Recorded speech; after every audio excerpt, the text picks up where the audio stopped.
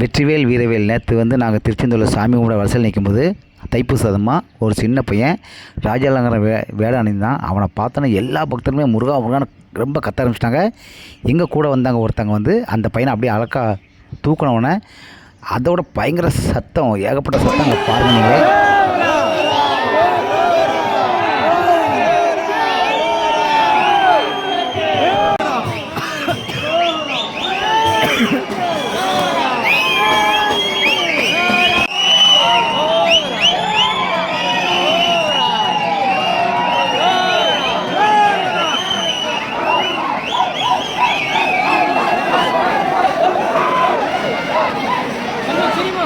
இங்க பாருடா டேய், டேய் ஏஞ்சல பாருடா டேய், சாமி இங்க பாருடா,